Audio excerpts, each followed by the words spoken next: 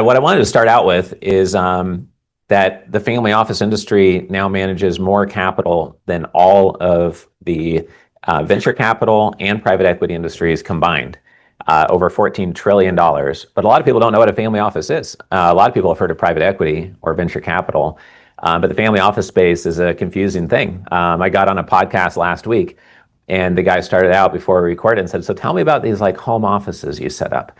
And I was like, "Okay, it's going to be a good podcast." And Thanksgiving dinner, I've given up trying to explain to my family what I do. I just say, "Yeah, I run an investor club," just keep it at that. So that's the good news. Is a lot of people don't know how to navigate the space. They aren't experts at the space. So in some regards, you can be a one-eyed man in the land of the blind, or a woman in the land of the blind. So I'm going to go through 135 slides today. It'd be a lot easier if I only had 40 slides, but every single slide is something I know for sure works and is working right now and has worked very well for us. So they're not in here as a theory or some sort of guess, like maybe try this. I don't know, go try that. Because it'd just be more simple to have less slides here. So we're going to go quick, but I want to slow down anytime someone has a question, wants to contribute an idea, wants to discuss something or how to apply it to what you're doing. But it is going to be like a Ritz-Carlton buffet. If you go to the St. Regis in Singapore, you can have sushi for breakfast or marbled meats from Germany or American breakfast, right? It's going to be, you're not expected to eat everything on the buffet. Some things will look good to you right now, some for 5 years from now, a couple of things you'd be like, no way, I'm never doing that.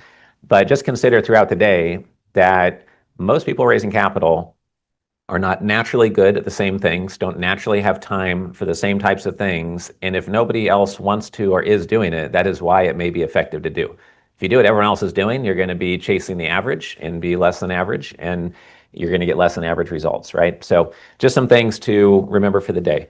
My name is Richard C. Wilson. I started this investor club 18 years ago in 2007. I was basically a kid.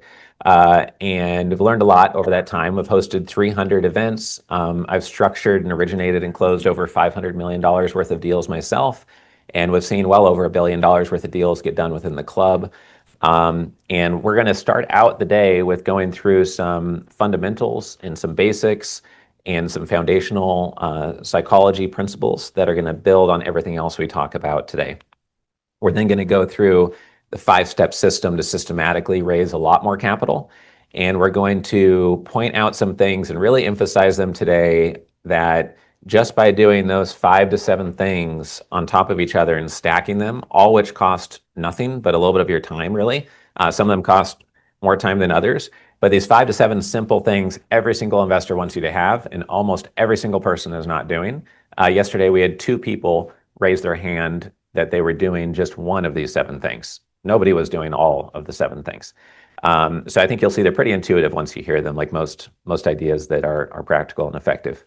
So here's some stats on us. We have 17 million social media group members and followers. So we get a lot of deal flow and inquiries. Every hour we have people reaching out with AI deal, real estate deal, someone wants to set up a family office, etc. So a lot of that comes from the live events, but also social media.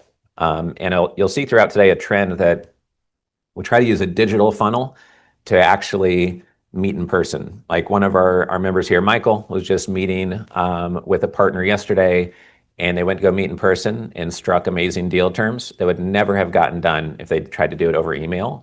And they tried to turn him away and say, "No, we don't meet with anybody. Like, we're not meeting with you." And he's like, "No, we're meeting. I'm flying there." And they got amazing deal terms done.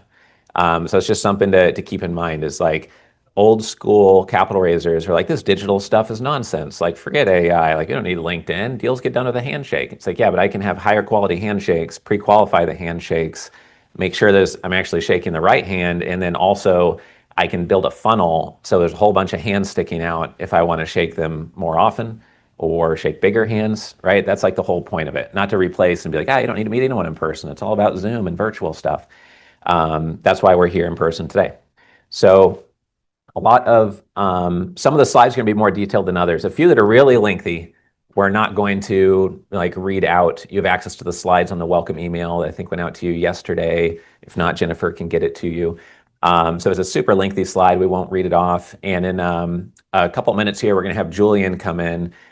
He's helped close over 1,000 investors for Darwin German. It was nice of nice enough to have us use their training facilities here today. So he's going to come up and share a couple notes just on what they do and some insights of what he's learned while closing over 1,000 investors for their platform and what's working right now. But throughout the event series that you come to with Family Office Club, whether it's 3 events a year or 7+, we try to emphasize if you're always collecting mental models on how to scale from family offices, Decamillionaires, people that sold their business, the pro athletes on stage, et cetera, then things are going to go better for you. We also can help with sourcing investors, capital sources, new deal structures. We'll talk about that a bit later. The right mindset. We'll talk about what Tony Robbins told us about having the right mindset that helped him close a $400 million deal. And also meet with peer founders that maybe just help you keep at pace faster and see what they're doing, just like when Julian comes up and shares with us in a minute here. So the last 18 years, I've been trying to pay attention to what is everybody doing who's raising 10 million plus a year? What's everybody doing that has raised $100 million in their life? And what do they have in common? And then what's everybody not doing right who's not even raised $1 million or struggling to raise anything? And like, what are the differences? Why do some people seem to kind of have it and everybody says yes to them and takes meetings, and other people can't get a reply to a single email, and it's frustrating? Everybody finds capital raising harder than it typically should be. And we have had 100 people speak on stage in 10-minute talks each who had all raised $100 million each. They all said it's hard. They all said you constantly have to evolve.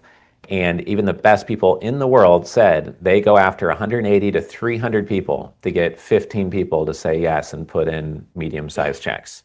And those are the people that have 20-person teams that only raise capital for the best projects in the world. They have the best CRMs, the best data sets, and all they do is raise capital. They're not also running their real estate firm or running a private equity platform or running their company. Their company is capital raising. So it's good to hear that from like the masters of the universe when it comes to raising capital, because the only people better than them are the CEOs of Silicon Valley companies and big tech platforms, et cetera, that just bring in multi-$100 million sovereign wealth checks with the click of their fingers because they're, the top unicorns of the world, right? So those are some of the themes what we're going to point out to today. What do investors always complain about? What do investors always ask? And really shine a light on that and be really clear about it. One thing that's fundamental is that when you are a wealthy investor, you usually have a lot of K1s, a lot of LLCs, a lot of emails per day, a lot of employees. One of our clients that we've done 6 transactions with, they have over 1,000 employees. And they have a company that was bought out by private equity. They have another one they own wholly. Super busy, right? And I was introduced to a shark from Shark Tank that we ended up helping structure his family office, close a couple of deals with them. But the person who introduced me emailed me, called me, and texted me all on the same day on the message they had sent me that morning. And I was like, I haven't even looked at your first message yet. And if you do that, then someone's going to think, well, if I introduce you to someone else, you're going to eat them alive too. And then they're more afraid to engage. So one theme of today is that sometimes the more direct, the more intense, the more fast you try to go, skipping steps and saying this is the most amazing deal you've ever seen, and nobody even knows who you are yet, and there's no context around it, then the slower things go. And the more you do things kind of the right way, maybe seen as the slower way, things actually start to speed up because people see you're committed to the space, you're doing things in a high quality way, and you care about the quality of that implementation.